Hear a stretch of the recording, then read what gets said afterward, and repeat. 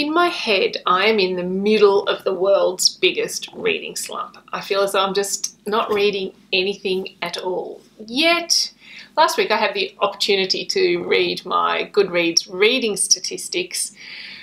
challenge statistics for the year, and found that I've read 97 of the 52 books I set myself as a challenge for 2018. 2 books a week.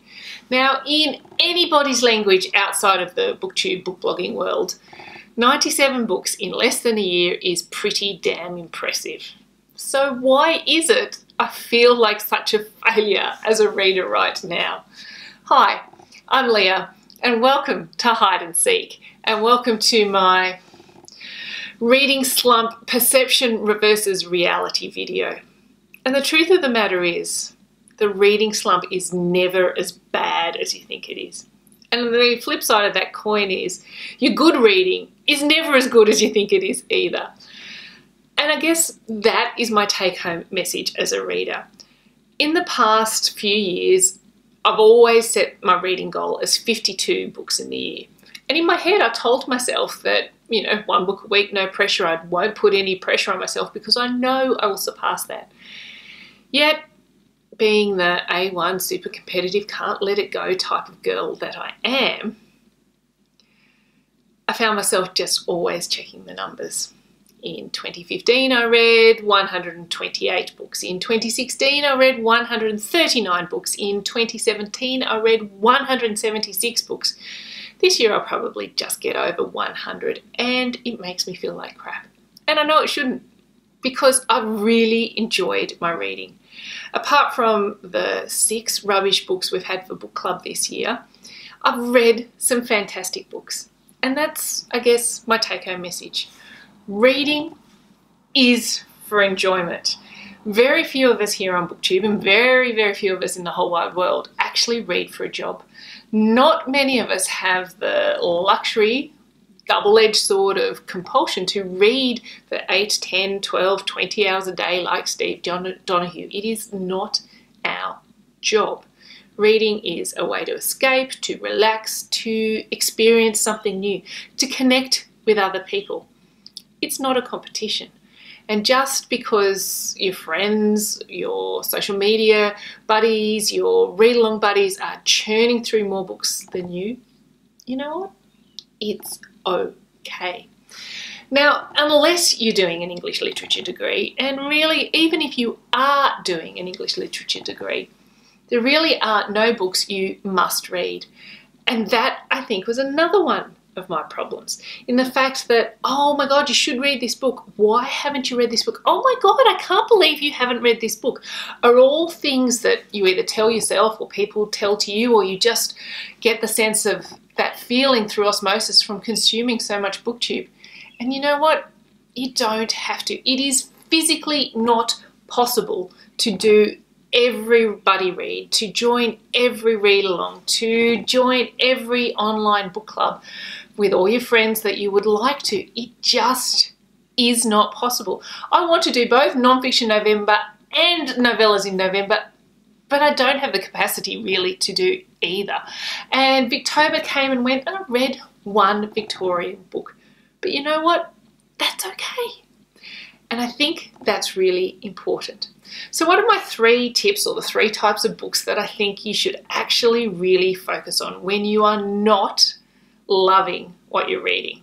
First of all, let's talk about what to do when you are not loving your reading. Now, I'm going to give you a very advanced move here, and pay attention. If you're reading a book that you're not loving, pretend it's this one, Marcus Zusak, Bridge of Clay, book club read for me this month, not sure. Let me show you, very advanced move. You can watch. You can put the book down. You can go, you know what? It's not the right book for me today. And if you pick it up tomorrow, it's not the right book for me this week. If you pick it up the following week, you know what? It's not the right book for me this week. If you don't ever pick it up, you know what? It's okay. You're not going to get in trouble. And heaven knows, I've put down lots of books lately. And the second most important thing that you can do is still participate and still enjoy and realize and understand. You may not have read Wives and Daughters as the Victober book of the year, but you did reread North and South and enjoyed it more the second time round than you did when you first read it 10 years ago. You ploughed through, you didn't talk about it to anyone, but you know what? That's okay too, because reading is not my job. Reading is about enjoyment, and I actually really loved North and South. I didn't think I would, because the first time I read it, it was meh. And I think, again, once I stepped away from the let's consume it quickly, let's try and analyse all the themes, let's try and work out what exactly is going on there, and is Margaret the most annoying character in the world or the most amazing character in the world, rather than that, just to sit and read and enjoy and let the beautiful prose wash over you, enjoy the descriptions of Northern English life. Why not just experience the wonder of a book that has stood the test of time for more than 200 years? Why not? And I think that's the most important thing. So what have I done to get over my reading slump? And there have been 3 keys to getting over my reading slump. And the first is choosing the right book. And the right book has often been an easy read, a short read, or a reread. I reread Harry Potter 1 and 2 because A, they're short, B, they're easy, and C, I love them. So that hit all 3. And you know what? Sometimes revisiting those wonderful books are fantastic. But I've also read Normal People, Sally Rooney, and I loved it. I just finished it. Though somebody needs to introduce Ms. Rooney to some punctuation marks. I must be too old. I need punctuation marks in my conversations. But other than that, I loved this book. And again, just over 200-ish pages. Nice, easy, non-taxing, compelling story. So read short books. Read beloved rereads. Now, The Women in Black, I have a full video coming out on this book and I loved it. I first read this book back in the early 90s when it was released. Madeleine, the author, was an alumni of my university, and she came to the university to do a reading when it was first published, and I bought it then and enjoyed it. But 30 years later, I love it even more. It's just an amazing book. So again, short and a reread, and just delightful books. Now, another book that falls into neither short nor a reread, but just an easy read, because look at the chunker of it. It's a massively huge book here. I think it clocks in at like 500-ish pages. Kate Morton, The Clockmaker's Daughter. Now, Kate Morton is Australian author, but very easy to read. This is like Leanne Moriarty historical fiction. It is like a Victorian lost Gothic novel combined with chick lit. And doesn't that sound like rubbish?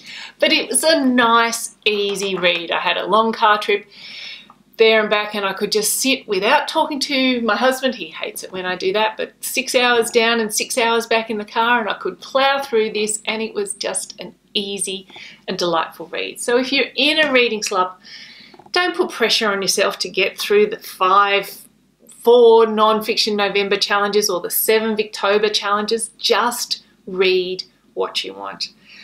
And I guess the final message I want you to take home from here, and the one that I most had to learn for myself, is that reading is not a sport. Reading is about finding who you are, finding out more about the world, finding enjoyment and experience and love of somebody else's story.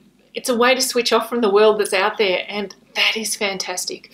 I have a very in-your-face public job, customer service, and it's full on. At the end of the day, I am talked out. I am brain dead, and hence my lack of time filming videos.